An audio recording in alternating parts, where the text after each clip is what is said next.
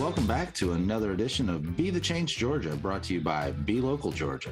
I'm Nathan Stuck, and I'm passionate about amplifying the voices of the amazing leaders surrounding the B Corp community in the Southeast who are showing how making a profit and making a difference aren't mutually exclusive ideas. Today, there are more than 4,000 B Corps across 75 countries and 150 industries, unified by one common goal: transforming the global economy to benefit all people, communities, and the planet. If you want to learn how to plug into our purpose-driven business community alongside the inspiring leaders we feature on this show, check us out at belocalgeorgia.com, and we'll hope to meet you at our next event. Today, you'll have the opportunity to learn from Chad Livsey, the founder of the Chad Livsey Project, whose mission is to identify and beautify distressed areas in and around the city of Atlanta. Chad takes us on a journey through his family's legacy in the Promised Land and shares the stories of his great-grandparents' entrepreneurial spirit and how his own family's commitment to community improvement has inspired his path as a leader.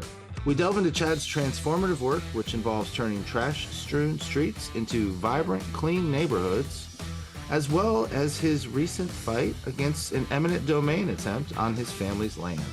Stay tuned to discover the impact of Chad's actions and how the Chad Livsey Project is helping create a brighter, cleaner, and more inclusive future for all of Georgia. Enjoy. Chad, what is happening? Welcome to the Be the Change Georgia podcast. Thank you for having me. I'm super excited. We've prepared the room for it, and very appreciative. Yeah, thank you, man. It's got plants. Prepared the room. You mean remove? You put a plant back there. Yeah, got the kids out of the room. Wife, she set up the whole ambiance. So we're ready. Thank you, man. Thank you for having us. I mean, I feel lazy now. I'm just sitting at my dining room table because the sun hits my office at a weird angle this time of day where I'm like, nope. It's like a greenhouse in there. So, well, one thing I wanted to, get started with is just like tell us a little bit about yourself and the Chad Livsey Project, and then we'll get into. I'd like to call you my trash brother, another mother, but how we met and how our paths crossed. But tell us about you and your organization, and then we can get into some litter pickups. Sure. Well, yeah, we can geek out. I'm from a place called the Promised Land. My family's been there since 1920. My great grandparents purchased 110 acres in the 20s, and they were one of the first Black families in Gwinnett to purchase land. So that's where I come from. My family's still there. We've been there for generations, and, that's what we plan on being there for more. So about me, how I got to this podcast and to this point is basically I moved back from New York to take care of my mom. She got sick about 7 years ago.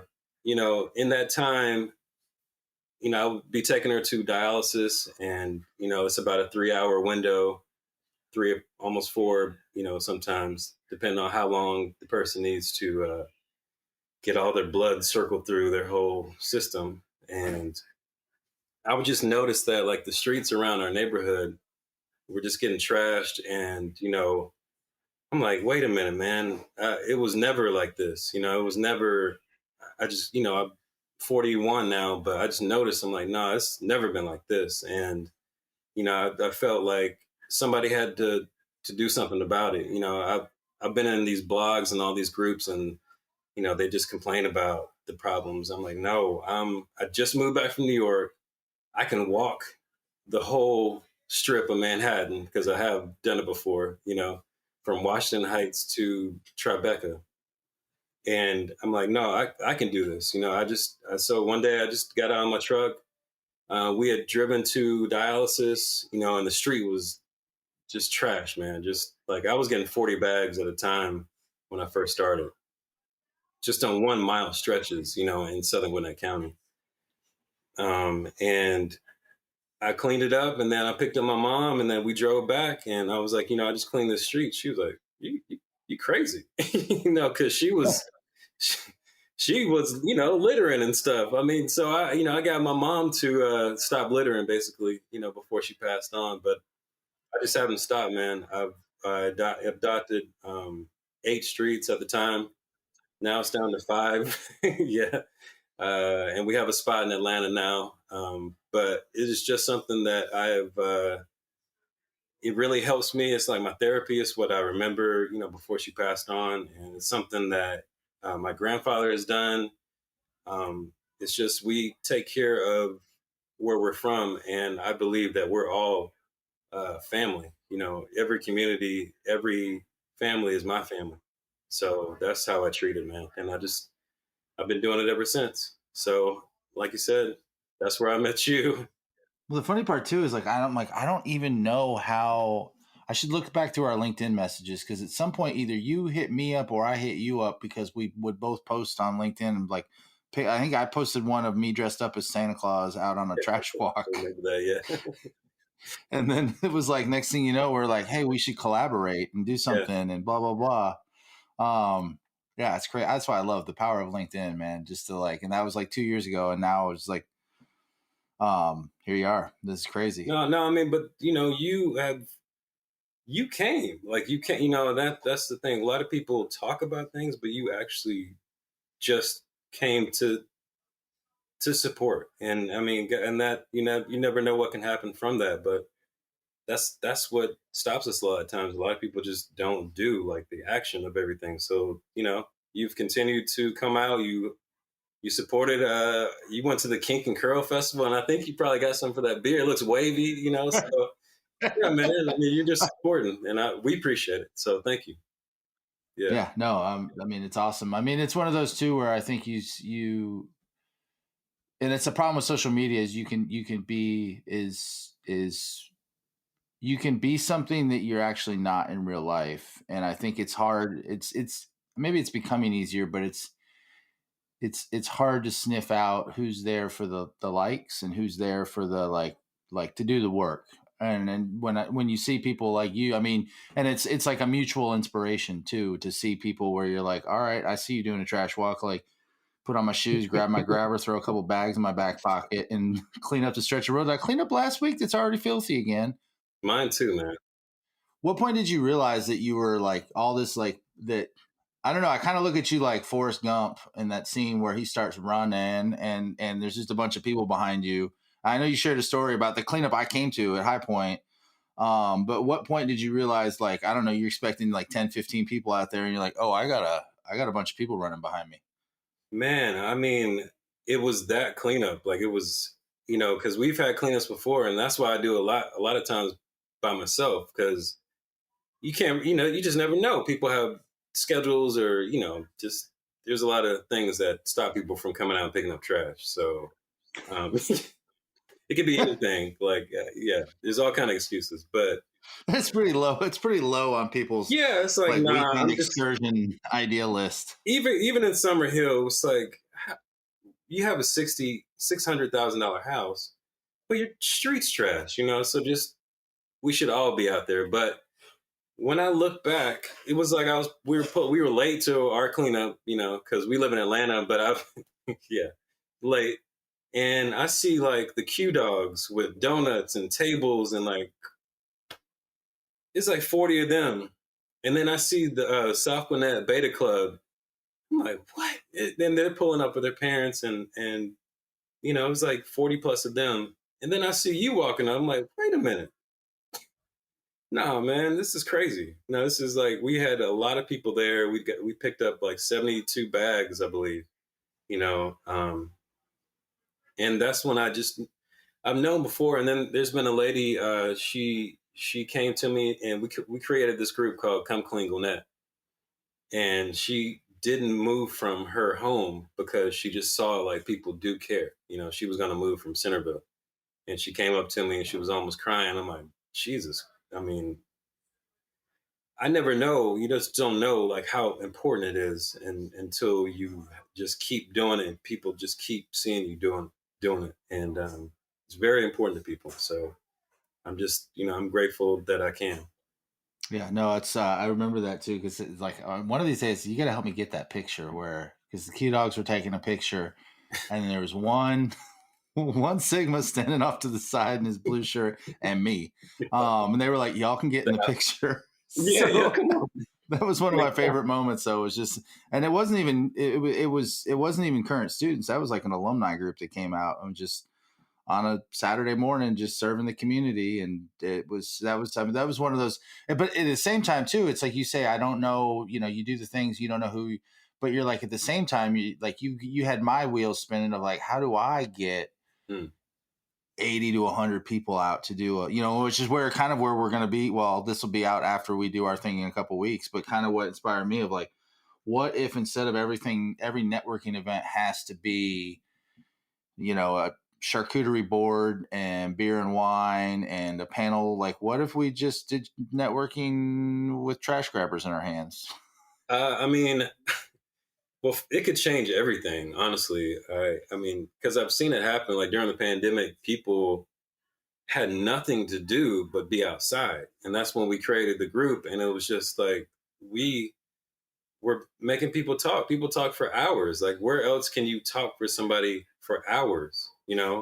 At least 2 hours, and just have a deep conversation by being outside and like maintaining preserving your historic neighborhood, your up and coming neighborhood, just taking action together. Yeah, it changes things. So that's what I think. Like if I ever run for something, for office, I'm not doing like, we're not knocking on people's doors. We'll go clean up the whole city, and then I don't need to knock on your door. You can come out and help too, but no, we're actually doing something. It's funny you say that because that was one of the things that the mayor of Athens, somebody texted me when they saw me picking up trash and they said, "You running for mayor?" And I'm like, "What are you talking about?" And I didn't know then that Kelly Gertz goes on trash walks all the time. So Mm, he just grabs it. And so before he was ever, he still does them because when you're mayor of Athens, you can go out without. It's not Mayor Andre where you got to have like Atlanta's finest behind you. yeah, right, But yes. yeah, Kelly still like that was kind of what kind of got him like a little cult following in Athens was the fact that he was the crazy trash guy. And I'm like, oh well, no, I'm not running for mayor. My wife already vetoed that. Well, you might run for senator or something, some president. Oh, Go, go. if she vetoed mayor, let's Okay, well, good. Yeah, well, she wants higher than that. Yeah, yeah, maybe county commissioner. So yeah. when you talk about like, I mean, that leadership really coming out of your action, and to me, that's the true leader is it.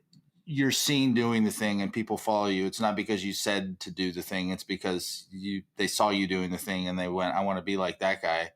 But you've also talked about like that coming out of your family, like the influence your family had on you, particularly your great grandfather and his entrepreneurial spirit, Hmm. and your family's involvement with community in community improvement. So how did that legacy, and obviously we know how important it is in the promised land and everything, like how has it shaped you? How has it made you the man you are, the leader you are, all of that?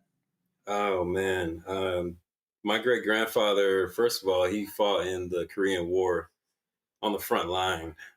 So we got like drill sergeant. I was yeah, so I probably have PTSD. I'm not sure. I don't know. So it comes from like a lot of different things. Like as a kid, we had a construction company, and my family did, and he would make me pick up the sticks, the rocks, trash, and I could just hear him pick up everything, just like. And so I'm on cleanups, and I still hear his voice, just like I'm like, okay, man, dang, I'll get the straw. So it comes from like, but at the same time, he maintained the whole neighborhood. Like he had a sign, Gwinnett Clean and Beautiful sign before I did. And he's had it almost since the group has been founded. So, it comes from that. My grandmother in the church, she was the first Black jury commissioner. She went to Buford Colored High School. We've always just had to step up and take care of ourselves, from creating businesses to creating families and like making sure we can all kind of create together while we're not always getting along, you know. Yeah, that's where I get it, man. But then it's just something in me too. Like I won't stop. It started out like as anger, but it's not anger anymore. It's just a love. It's like I see an opportunity. I did a cleanup in Lakewood, and I was talking to Paula, my friend Paula. I want you to meet her too. She's going to be out on the 21st. Um, she was just like, "Man, this is terrible. This is horrible." I'm like, "No, this is great. Like, this is an opportunity for us to get this right. You know, we can get this built. Somebody can get the. Well, I want the building. You know, we can get the building. We can clean up." And like the Masons were having a meeting as we were cleaning, and they started parking their nice cars at the abandoned building, you know, that they hadn't parked before. So, you know, it's just in me. So that, I mean, that's where I'm here. That's where it all clicked. Like, oh, this is why I'm here. You know, to make sure we can leave it better.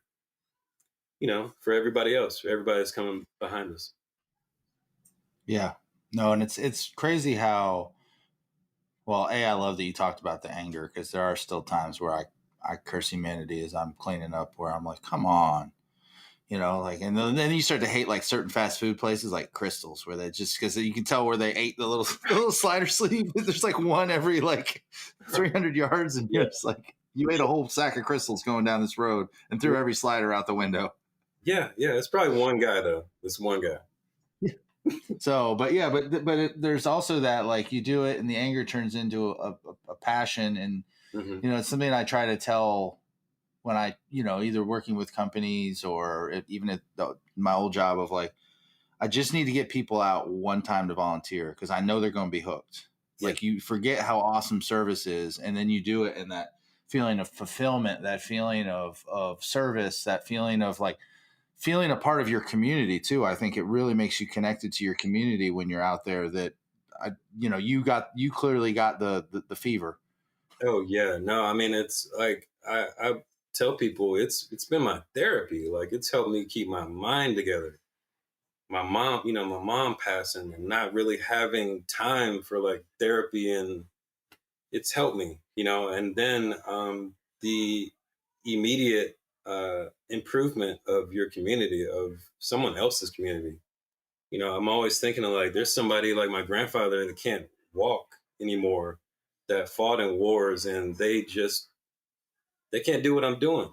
So it's all those things. That's cool. That's really cool as a legacy. I wish I had a cool story where like my grandpa used to pick up trash or like, nope. Yeah, it sounds like a superhero story. I don't know, like, but like Superman, he was adopted, but I was adopted too. They adopted me.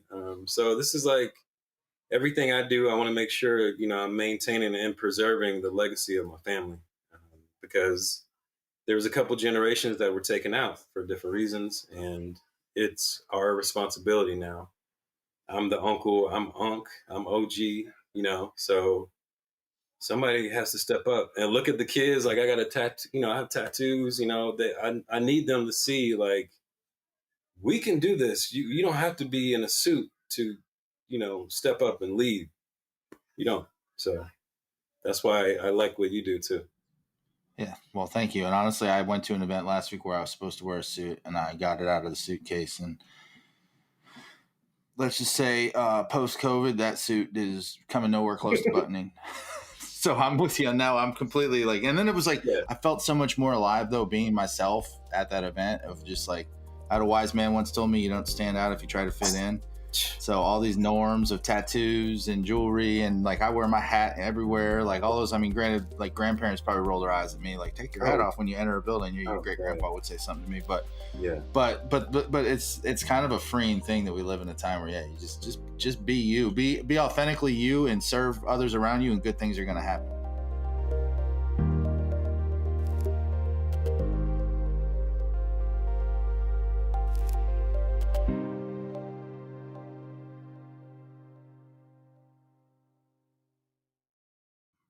One of the things we touched on in the planning show, I know this because I know you personally and I saw it, and you were in the news a little bit, but you won for now. But for those who thought this ended decades ago, eminent domain's still a thing. For our audience, can you explain, well, first of all, what eminent domain is? Because most people probably remember it from a civics class that they took 30 years ago. Not only what it is, but your experience with it and how can we help not just you, but other people facing similar. So, I mean, we just saw Gullah Geechee land taken on the coast. Like, it's happening. Like, how do we help? How do we help you? How do we help the community that's facing this? Like, how do we speak up against land snatching, land grabbing? Yeah, no, that's thank you for even bringing it up, man. I mean, it was wild. Like April just, I mean, yeah, people still notice me from that, from just TV, from, I'll be working and they're like, weren't you on TV? Like fighting for your land? I'm like, yeah, that was me. But but yeah, like I was saying, that where we're from is a very historic place. It's very close to being considered a national historic site. It's called the Promised Land, and it was founded by a guy named Thomas McGuire. He was a plantation owner. It was actually at the end of the Civil War when Sherman's troops came through. They burned my neighborhood, and except for this one building that the Gwinnett County bought, and they're going to make it a museum eventually. And so, but they've been negotiating and trying to get more land for a long time. I mean, my grandfather sold two plots to them years ago, to create this park. But knowing that we were going to be there too as a family and have our lake, which is called Lake Cheryl, is named after my aunt. He created this in the 70s. It's man-made. It's a man-made lake. We have an apartment building that's there where my family lives in. So they wanted all of that. And we saw the plans for it. And the way they wanted to take it was eminent domain, which is basically the government can say, this looks great. I think we need your land for the public good. And there's really nothing you can do to fight it besides what we did. We fought it in the court of public opinion because that's free. I use social media. I put the letter on. I was putting up everything. I was listening to lawyers and people that supported us, and they're like, put this letter online. And I put everything online. And that's when, like, I found myself to be a villain now. Like, you start out, okay, yeah, I have this hero story. And then, when you speak up or you try to like fight for your family's land, you become like the Joker. So, I've seen both. And both are like, it's the same thing, it's the same. That's why I think Batman is just really talking to himself. It's no characters. It's just him in Arkham prison, just talking to himself. He's everybody. But yeah, that's what happened to us. And we were able to fight off eminent domain with the help of people like you, just Republican, Democrat, people in the community, people I knew my family, people I went to school with, people across the country. It really just helped us. And Gwinnett County decided to back away, like you said, for the moment. But, we know that it's not over, but hopefully we can work together. I'm optimistic. I don't know why, but that's one of my traits. So I'm very optimistic that we can work together and make it like an American story. We can, because our family's history is it is as important as Civil War history because we've been there way longer. So. Oh, it's crazy too. And it's also like teaches you the importance of like teaching history, teaching accurate American history too, of like that practice has been used. I mean, every interstate in America basically was eminent domains, usually right through a black and brown neighborhood. That the fact that it's still happening today, you'd think in 2023, and we had the great reckoning of 2020, and like that it's still like, no, we're still going to just keep on doing this. We need a park. We really need a park. Yeah, I mean, but it was like we need it for parking.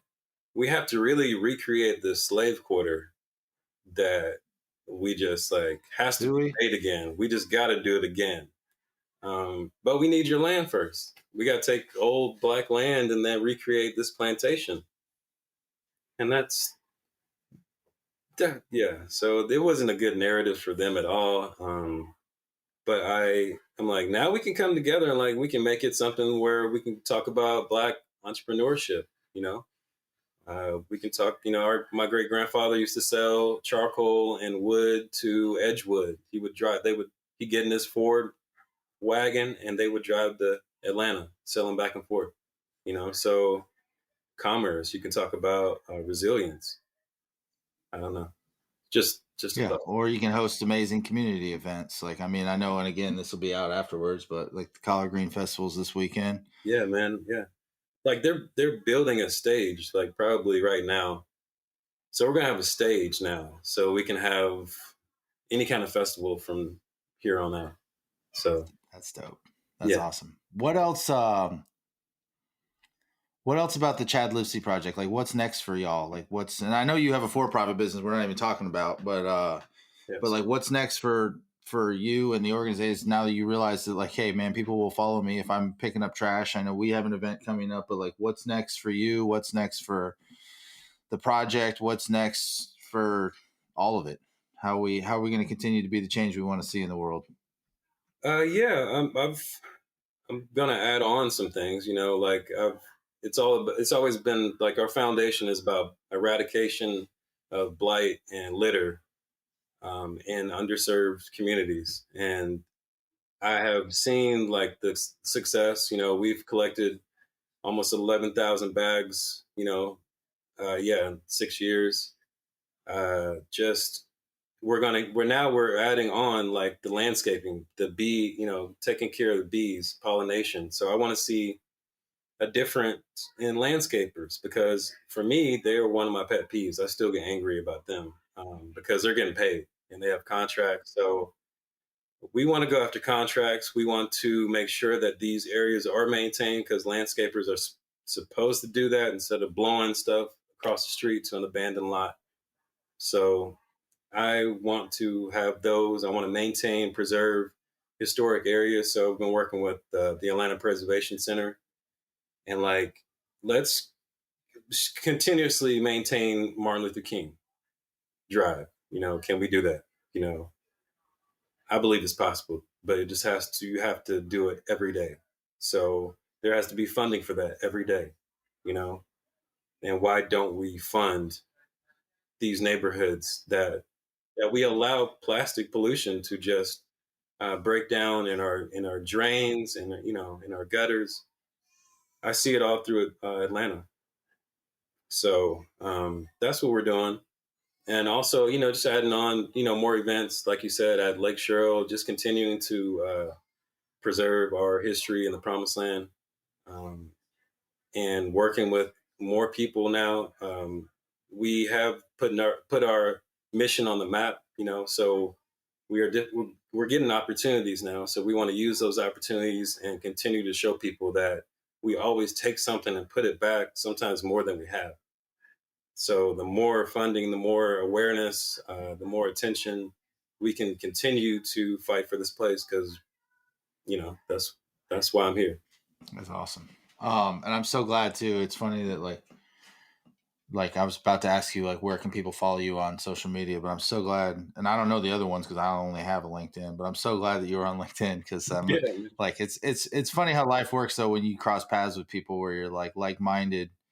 Yeah, I talk about this all the time when I talk to like young entrepreneurs and stuff of like not that your friend circle will change, but but it does. You start to surround yourself with people um who are doing the work. And I'm so glad that I was able to meet you and build a friendship and now just kind of like to watch you continue to grow this organization and the impact is just kind of it's going to be cool, but I'm also excited to be a part of it and help out in any way I can. So I'll throw that out then before I say where can people find you on social media? no, thank you. No, I was telling my wife I was anxious, not like nervous, but you know, I respect you so much, man, and you support, and yeah, I consider you a friend, so you know, it's too late now. Yep. But yeah, You're in, man. it's too late, bro. Yeah, you can go to Chad Livsey Project, and Livsey is LIV, like Victor, SEY.com. I'm on social media, the Chad Livsey Project on LinkedIn, Chad Livsey on Instagram and Facebook as well. Not TikTok. Yeah, we're still looking for help with TikTok. I'm too old. Maybe somebody can help with that. But not yet. But yeah, possibly. We're interested. I might do that too. But soon. Yeah, that's one where you go get a social media intern. Yeah, we're gonna need that. I don't even know. I'm terrified of it. Yeah. I'm not even good at it. I tried to make my first video last year because my Christmas decorations have an Instagram, and okay. I tried to make a video and immediately got taken down by Instagram for some sort of I'm like, I picked the song on the thing, and like I don't know why I got copyright things, but I was like, I don't know, whatever. It was too good for them, man. They just had to take it down, you know. It was. It's still on my account. It's just not public, so I still show people. It's pretty good video. Well, that's awesome, man. So yeah, everybody give Chad a follow and come out, and when you see something, just show up. Like I think people get apprehensive about, but I don't know somebody, or I don't. Just show up and introduce yourself and feel the power of the collective community. Also, when you're on those trash walks and be surrounded. And honestly, it's a great place. Like.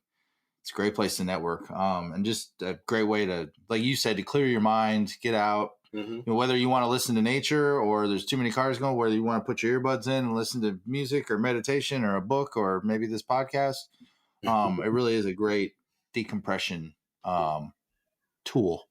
Definitely. I agree. Yeah, just get out. You have the power to change your community. You know, if you have a problem with the way something looks, like get out. With help, you know, I always say be safe about it. Get a group of people if you need, but you can change it. Just do it. You know, you have the power to do that. So that's what I always tell people, and that's kind of what I want to inspire. Like just take action. Yeah, and you never know what can happen.